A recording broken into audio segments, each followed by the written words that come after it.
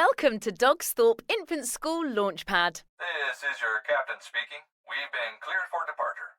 Okay, Eddie, start the countdown. 5, 4, 3, 2, 1. Let's go.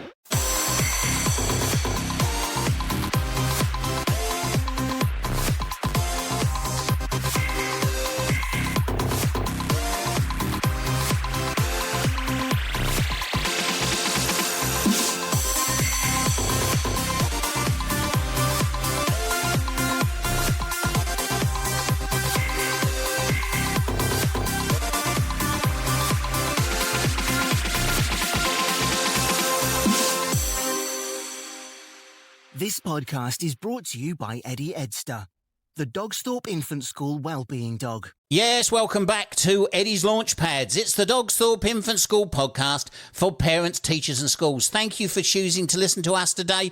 We are so grateful. Now, with over 20 years of experience working in school leadership, classrooms and with many people working in education, Mark Anderson is one of the UK's most in-demand keynote speakers, and he's a strategic consultant in schools and colleges around the world, including Dogsthorpe Infant School. He's visited us and he's helped us. Many people listening to our podcast will already know Mark from his blog and his hashtag ICT Evangelist and his many collaborations with our school's Chair of Governors and Hampton Academy's Trust Chair, Mr. L. Kingsley, who also has been on our show many, many times. But did you know that Mark is also a highly successful author? And we are delighted to welcome onto the Launchpad today, Mr. Mark Anderson. Welcome to the show, Mark. Oh, thank you so much, Dave. What a lovely, lovely, kind introduction. Thank you. It's just lovely. You mentioned Al, and I know sort of former guests you've had on, like Russell Prue and what have you. We're very fortunate with the opportunity we've had. You know, I'm very fortunate to have the opportunities to work with as many schools as I do, both in the UK and beyond. But it's all from that idea of wanting to help people, wanting to make a difference, wanting to make a big dent in the world, which is a positive one, not a meteor crater, flying in and destroying loads of things. No, it's about wanting to help people and make a difference. And it's a real joy to have the opportunity to come and share with you today. And thank you again for that lovely, lovely, kind introduction. No problem at all. Now, I'm of course, blushing, Dave. Yeah, he is actually. I can see him on the screen, listeners. There is a slight red tinge, but that might be a light that he's got on. I don't know. Thank you for joining us today, Mark. It's a real pleasure to have you on the Launchpad. Could you, for those people who've been living under a rock somewhere, who maybe not have go on social media very often, can you tell listeners who haven't met you yet a little bit about yourself and what you offer? Oh, thank you for that opportunity. Thank you. So I come from education. As you might tell from my accent, I'm not from around the sort of Peterborough area, although my first sort of 10 years or so of teaching were based in and around Peterborough. So I've got a big love for the area, having lived there for as long as I did, and engaging with local communities and enjoying my time in and around the city. But over the years, I sort of fell into becoming quite adept at using technology to support teaching and learning. I taught IT and computing for many years, and so I'm into those sort of things anyway. And I undertook a project back in 2010 looking at mobile learning. Mobile devices were becoming a bit more interesting, a bit more useful in terms of their functionality, and the form factor of the iPad when that was launched really, really interested me and colleagues in my school. And so we started doing some actual research into mobile learning, and it led through to one of the first, certainly in the UK and 13th or 14th in the world even, we did an iPad one-to-one with our 1,280 students at the same time in one go. Wow. At our school just southwest of Bristol, where I was working by then in Clevedon. And over the years, in a world where I wanted to help people and I'd share things around that journey. And so I started a blog, and that led to me then being asked to write a book around these sort of things I was sharing about. And then schools were saying, well, can you come and help us with our digital strategy and how to sort of replicate the sort of things you've been doing? And in 2015, I was in school leadership. I was, working really hard, but I had two young children who were particularly young at that point in time, and I was never getting to see them. I thought, well, how can I, continue to do what I like doing, which is, making a difference and helping people and all these different things, um, using technology to save money, save time, engage, some disaffected young people because technology has that massive ability to be able to do that as well, helping reduce workload. How can I continue to do all these different things while still being involved in education? So I thought I'd take a step back for a little while my children were young, and so I started my own consultancy. Originally, just looking at supporting schools with effective use of technology um, for teaching and learning. And this was, you know, just because an adage I regularly share, Dave, is just because you can do something with technology doesn't necessarily mean that you should. So, the ways in which I sort of support schools in using their technology isn't all about the bells and whistles and all the VR headset trips to the moon and things. Although that can be a useful thing if it's informed by what you're trying to achieve with your teaching and their learning. But it sort of led me to a place where, yeah, in 2015, I started my own business and thought, well, I'll do this for a few years while my children are young. And here we are now, sort of 9.5 years down the journey, and I'm still doing it. So, yeah, I work with schools all over the world, supporting them with digital strategy. So I've got clients currently in China, as far away as China and as local as Somerset, where I live, and sort of everywhere in between. And a really sort of unintended consequence of the work that I do led me to a place where technology companies were like, "Who's this guy sharing about how we can use technology brilliantly in education? We want to sell to education. We want to, get our product into schools so we can help people as well. We should have a chat to this guy." And so, very, very fortunately, I've worked with some amazing technology companies. At one end, I work with quite a lot of startups. I'm sure we'll talk about AI in the conversation today. So I'm working with a bunch of AI startups. Some of them are doing really, really, really well now. They've been established for quite some time. I've worked with bigger companies like Microsoft and Google and Apple, and sort of informing some of their product developments and supporting them with helping teachers to learn how to use their gear. I worked for Microsoft, for example, during the pandemic. We ran the Global EdTech Academy with 24/7 global training and support offers for schools, completely for free. We were paid by Microsoft, but for schools and everybody, it was completely free. They could access all this amazing training and support and live office hours with people like myself. I could come and say, "Look, we've got this problem. How how can we make this work?" and that sort of thing. It was great to see the world come together during a pandemic and big companies supporting these sorts of things. One of my long-standing clients, and you mentioned a certain gentleman that I've done a fair few collaborations with earlier on, Mr. Al Kingsley. A company that I'd done a lot of work with was Net Support, based out in Market Deeping. If you're a global listener, Market Deeping is just outside Peterborough, where the school is based, where Dogsthorpe is based. And I was approached and said, "Look, we could really do with some help and some support, and it'd be great to have you come and do a bit of work with us." And I said, "Well, I'd love to. I love your vision, your values. The software's brilliant. It really helps." And the schools that I've worked with and that have got our software, because it helps with behaviour management. It helps with keeping children on task rather than being off task with technology. It really sings to the sort of things that I want to see with teaching and learning with technology in schools. So I said, "I'd love to come and work with you, but I love what I do with schools."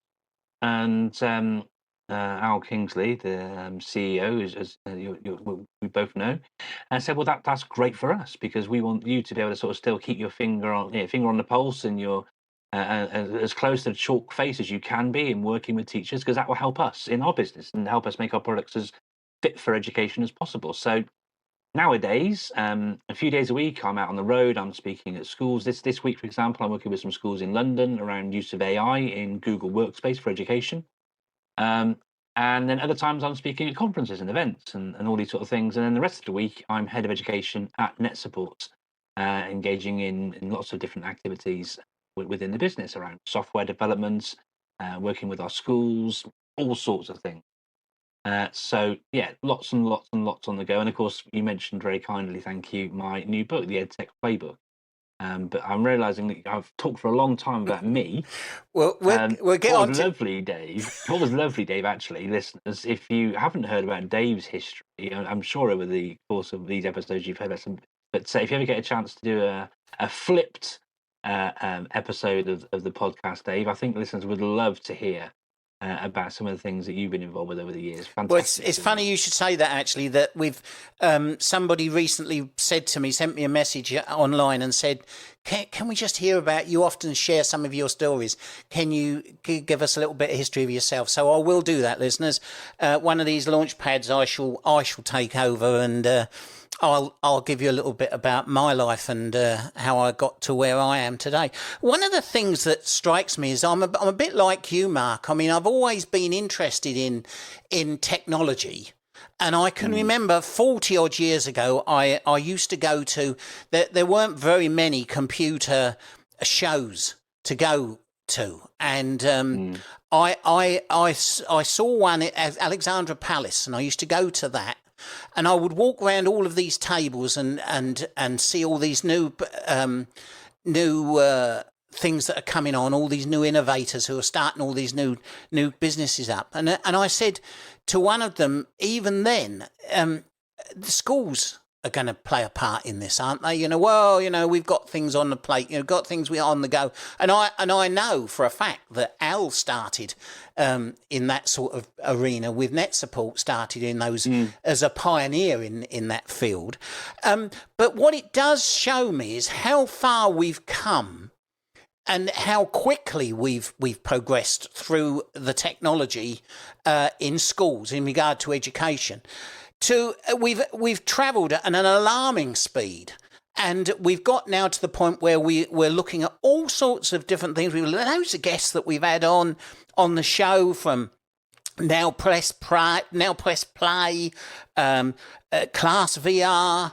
All of those wonderful companies are producing stuff that it's an Aladdin's cave, but at the same time we've got budget issues because we can't afford to buy some of the wonderful equipment that's out there, because as all schools are finding, it's very, very difficult. But at the same time, it's an exciting, you feel like you're in a toy shop or in a sweet shop. Let's say we're in a sweet shop. We're in a sweet shop and we're looking at all these different sweets, but we've only got so much in our pocket. and so we've come a long way, and it's been an exciting, thrilling trip. But it's working out what's right for us, for your school. If you're a teacher in one of our schools, what's right for us? What do we feel comfortable using? Would you say that that's where we are in education at the moment? Well, it's a big field, and there's a lot to unpick in what you shared there as well. Innovations will keep on going. There's that adage.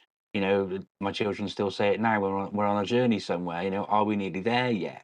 But the thing is, when you're on a journey in a car, there is a destination. But the problem with education is that it's cyclical. The children don't stay with you forever, and then you get a fresh cohort every year, and on the rest of it. And so it's iterative, and that's very true with technology as well. So you might have a 5-term digital strategy or a 5-term vision or a 5-term plan, but when you get to the end of that, you don't just stop and go, we're all done now, we're perfect, because there's always something else for you to be considering. There's always areas for improvements, and self-reflection is a cornerstone of good leadership.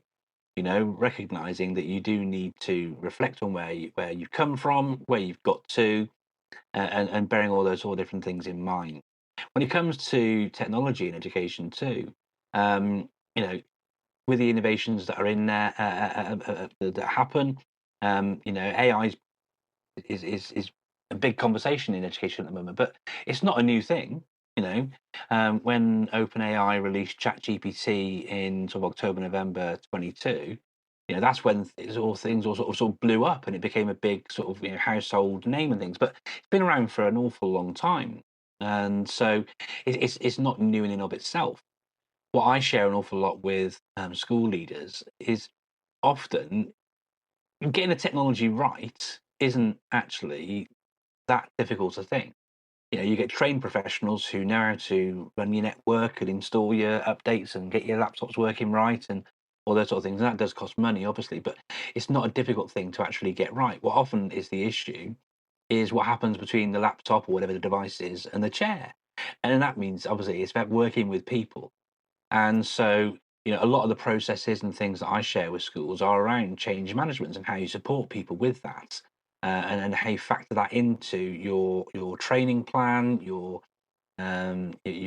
finances, your inset budget, your inset planning, all these different things.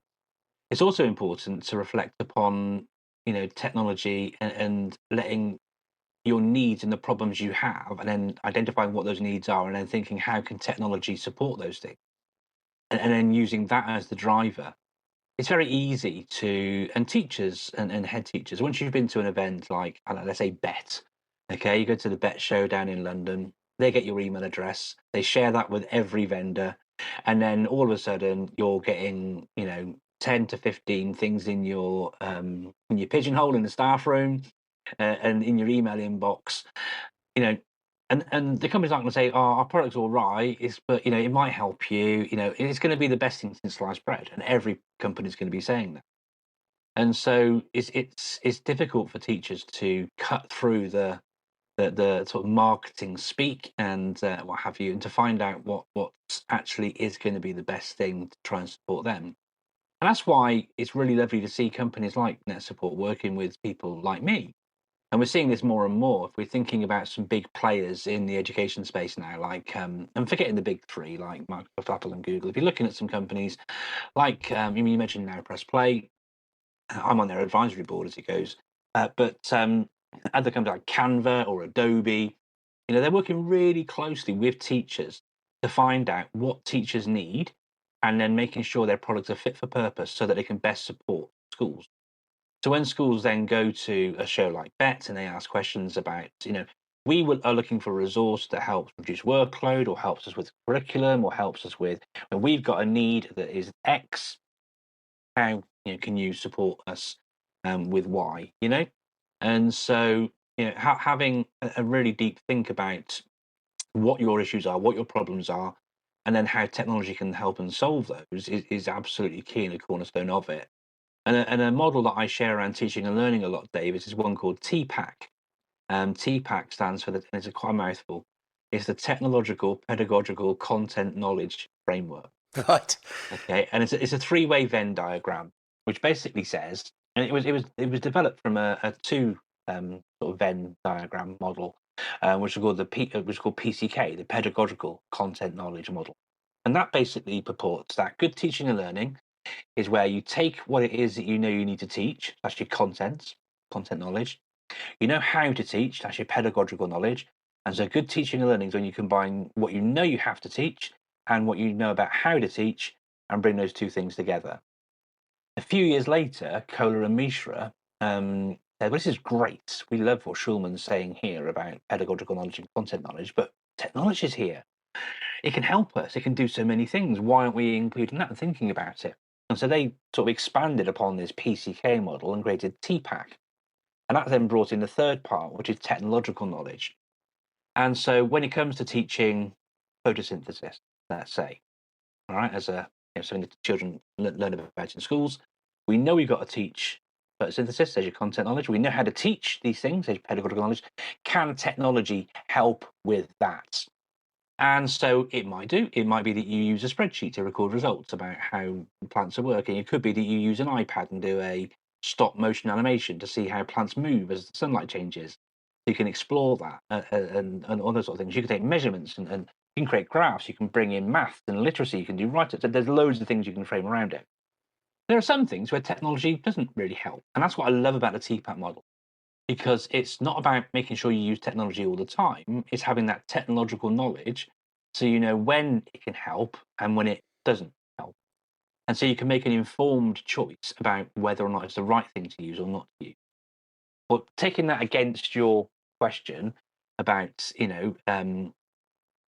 is technology going to be helpful? Is it going to be supportive? Is it going to solve a problem? Is it going to help us fix these problems we've got? Well, knowing what's out there is really, really important. And schools are so time poor, head teachers are time poor, and that's where my work comes in, because I spend an awful lot of time keeping track of the latest innovations, the latest pieces of work, and what have you. And there are many people who do my sort of work who will have affiliations with businesses, and they will sort of they'll have affiliate schemes, links to companies, so that if a school was to buy 100 licenses of X, Y, or Z, then they get a nice little percentage kickback. That's something which I don't think is necessarily right. And if you are a school listening, or a head teacher listening, if you are working with somebody like me, ask, this product you're recommending, are you affiliated with them in any way, shape, or form? Because I mean, as a school governor, when you go into any meetings, you have to sort of declare your pecuniary interest, don't you? And I think that people in my position should be doing a similar sort of thing, because, just to be very clear, I don't have any sort of relationships like that. Even at Net Support, I don't sell our products. And when I mention, if schools are saying, we need some sort of classroom management software, I will mention our products, obviously, but I'll also mention our competitors. This is important for schools to be able to make those informed decisions, which links directly back to TPAC. So that's what I very much see my role as being that sort of guide on the side who can help schools make these important decisions. Because when you think about, you talked about money and what have you. Well, money's the deal breaker, isn't it? And when you think about the costs of a school, the second largest sort of ticket item on any school's budget after paying for staff is going to be technology.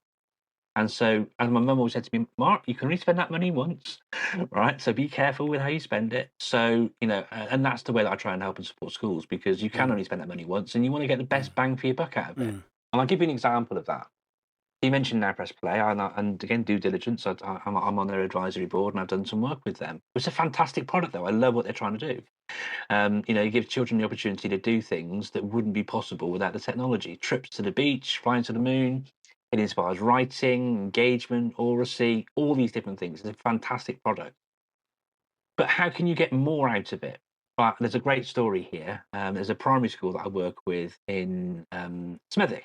It's the Shireland Collegiate Technology Primary School.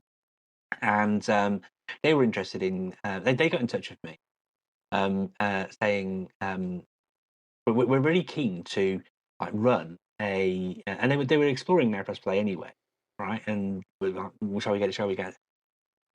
We're looking for a way to sort of organise attendance at the school isn't very good. We're looking to improve attendance at the school, and we're thinking about having a scheme whereby if children attend school for a certain number of set days and all this sort of stuff, we're going to give them a letter. It's a bit like a voucher scheme, and when they've got all the stamps, all these letters on this little card, then they get to go to a special little disco on a Friday afternoon in the sort of the golden hour sort of time. And but we can't really have a proper disco. And we were thinking about getting, and they knew that I used to DJ. So they were looking into the cost of buying some DJ gear, right, to facilitate them doing a silent disco. I said, well, look, you've been looking at Now Press Play, right? Now Press Play, listeners, for those who don't know, is a system whereby children wear wireless headphones and they go on these immersive audio experiences. I said, well, look, you could just plug the transmitter you plug into your main device.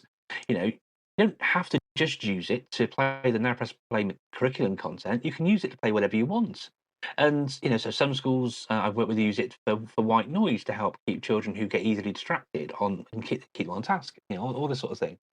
So why don't you use the Now Press Play gear and trial it? Well, when you've got your trial, try it out and see how it goes, and do the silent disco, with the children with the headphones. So they did. I don't know the exact figures, Dave, but the children absolutely love the silent discos. They're using them. They've been using Now Press Play for quite some time. Their attendance has improved dramatically. Children absolutely love it. And so when you're considering, whether how much a technology solution can solve the problem you've got, if you decided that you're interested in it and you want to purchase it, then think about how you can use it in alternative and interesting ways. So they're getting much more value out of the product. I mean, the children love the immersive experiences, and they have lots of lots of the great work is provided as a result of them using that curriculum resource. But they also use it for other things. So what more can you be using these things for? Try and squeeze as much value as you can from the technology that you have in schools. I'm Fantastic. mindful again. I've been talking for a long time, Dave. No, so that's okay. Listeners, I know that you like to keep to 25 minutes or so for the launch pads. Luckily, Mark's going to join us next week when you listen in, because he's going to be here and we're going to be talking about AI, and we're going to be talking about his latest book, which you'll want to get. Before I go, though, just a reminder that if you're interested in Now Press Play, they've been a past guest on the Launchpads. Go back down through our playlist. You'll find the guests from Now Press Play that talk about all that they offer. And you might think, if you're dipping your toe into EdTech, then it's worthwhile pointing out Al's book. He's got a handbook that's for schools and for governors that are thinking about dipping their toe into the field of EdTech. Mark, it'd be great to have you back on the show, and we'll carry on our discussion on the next Launchpad. You have been listening to the Dogsthorpe Infant School podcast. Join Captain Dave and his co-pilot Eddie Edster, the well-being dog, on another Launchpad soon. Until then, always remember to be kind, be respectful, and most of all, dream, believe, and shine.